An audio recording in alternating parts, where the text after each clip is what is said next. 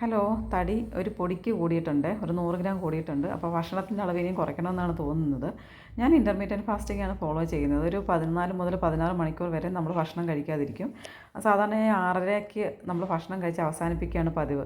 അപ്പോൾ ഇന്നലെ 6:30ക്ക് കഴിച്ചു, ഇനി നമ്മൾ ലഞ്ച് മാത്രമേ കഴിക്കത്തുള്ളൂ. അപ്പോൾ ഉച്ചയ്ക്ക് കൊണ്ടുപോകാനുള്ള ചോറാണ് ഈ എടുത്തത്.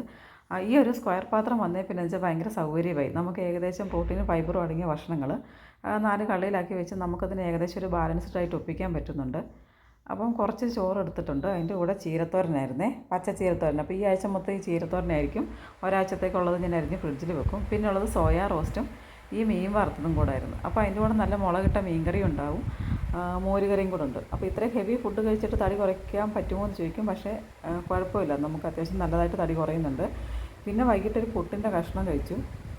വീഡിയോ ആക്കി കാണാൻ വേണ്ടി മാത്രമാണ് ഇത്ര ഒരു എടുത്ത് വെച്ചിരുന്നത്. അപ്പം 6:30ക്ക് ഭക്ഷണം കഴിച്ച് അവസാനിപ്പിച്ചു കേട്ടോ. Thank you.